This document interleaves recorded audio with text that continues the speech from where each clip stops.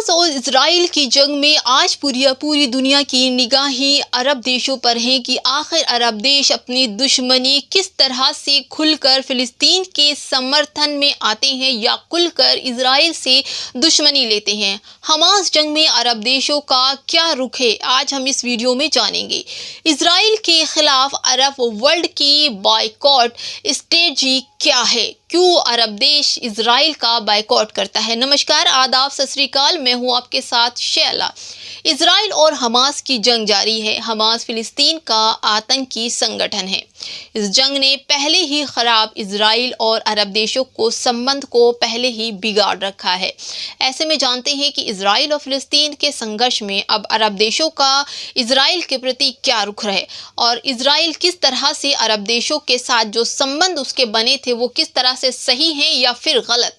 Israel और फिलिस्तीन के इस संघर्ष ने पश्चिम एशिया और मध्य पूर्व में तनाव पैदा कर दिया है। दोनों की जो जंग है वो एक नया रूप ले रही है। फिलिस्तीन के साथ संघर्ष की वजह से पहले भी इजराइल को अरब देशों के साथ युद्ध लड़ना पड़ा है और अब जब एक नई जंग शुरू हो चुकी है तो ऐसे में अरब देशों के साथ टकराव का बढ़ना लाजमी है और अरब देशों का जो पहले की दुश्मनी थी वो खुलकर सामने आ सकती है। ऐसे में मिस्र पहल करता है कि ऐतिहासिक रूप से जानेंगे कि मिस्र इजराइल के बड़े विरोधियों में से था और इस वक्त इजराइल का दुश्मनी भी मिस्र ले रहा है, विरोधियों में से था। साल 1969 में हुए कैंप डेविड समझौते पर हस्ताक्षर के बाद दोनों के बीच संबंध सामान्य हो गए थे, लेकिन इसमें अभी लड़ाई में फिर से संबंध खराब होने की वजह हो सकती है। जॉर्डन उन लोगों में से है, जो देशों में से है जिसने इजराइल के साथ शांति समझौता किया था और 1994 में दोनों के बीच शांति समझौता भी हुआ था। इनके बीच भी कई ऐसे संबंध थे जो दुश्मनी का कारण बन सकता था। लेबनान, इजराइल और लेबनान के बीच संबंध अभी भी तनावपूर्ण बने हुए हैं। इसका अहम कारण है लेबनान में ईरान समर्थित शिया आतंकी संगठन हिजबुल्लाह की मौजूदगी है। वहां पर हिजबुल्लाह इजराइल के खिलाफ कई युद्ध लड़ चुका है और खुलकर फिलिस्तीन का समर्थन करता है।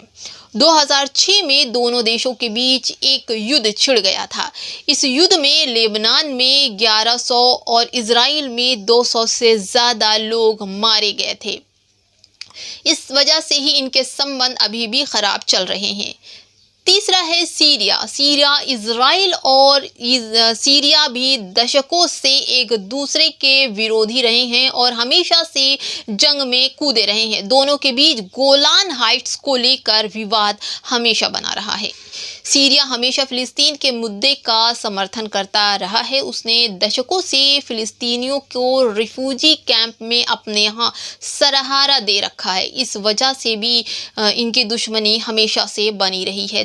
फिर आता है सऊदी अरब, इजराइल और अरब के बीच जो औपचारिक राजनीतिक जो संबंध थे वो अच्छे पहले भी नहीं थे। फिलिस्तीन मुद्दे का जो कट्टर जो समर्थन है वो सऊदी अरब फिलिस्तीन को देता है और उसके आधिकारिक रूट स्टेट वैल्यूएशन को जो फिलिस्तीनी लोगों के अधिकारों का समर्थन में बना हमेशा से रहा। इस वजह से इजराइल और सऊदी अरब के जो संबंध है वो अच्छे कभी हो ही नहीं पाए।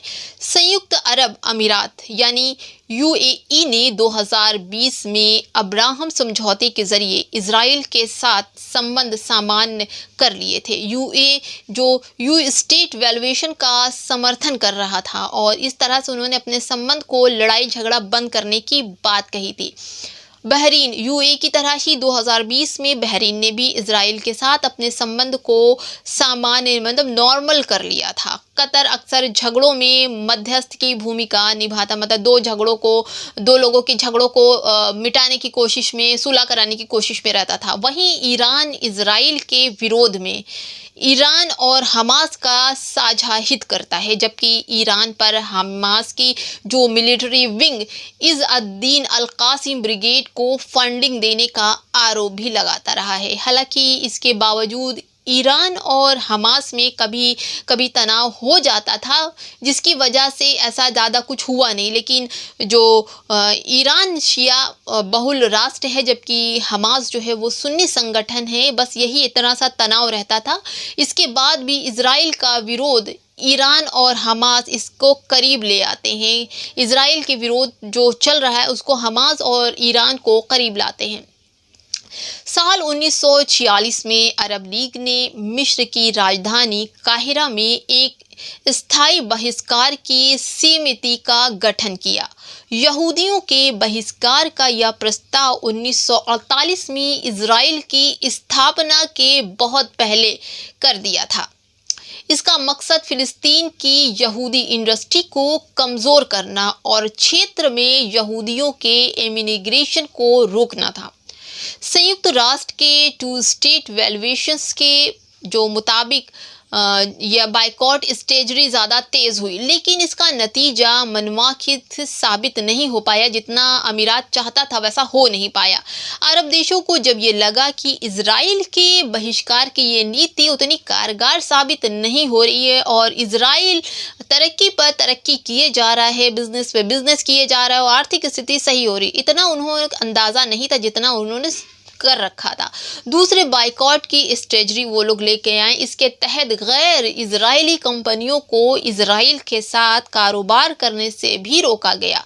जो कंपनियां इसका पालन नहीं करती थी उन्हें अरब वर्ल्ड बड़ी फुर्ती से ब्लॉकलिस्ट करने में लग गया था। अब अरब लीग के जो बाइकॉट का इजराइल का अर्थव्यवस्था और विकास पर नकारात्मक असर पड़ा तो थोड़ा बहुत पड़ा, लेकिन साथ में अरब देशों की जो आर्थिक कल्याणकारी नीतियों पर भी प्रभाव पड़ा, क्योंकि अरब देशों को जो इलेक्ट्रॉनिक चीज़ें चाहिए थी, जो आर्थिक चीज़ें चाहिए थी, वो इजराइल को के पास बहुल मात्रा में थी। इसलिए इजराइल को अमीरात देशों के साथ संबंध बना अच्छे सामान्य करने के लिए प्रेरित किया और उनकी लड़ाई में भी सपोर्ट किया कि ये लड़ाई ना हो। उनकी जो तानाशाही चल रही थी उसको भी सपोर्ट किया और रोका गया। इसके साथ हम फिर आएंगे और आप देखते रहिए M2 लाइव टीवी। मैं हूं आपके साथ शैला।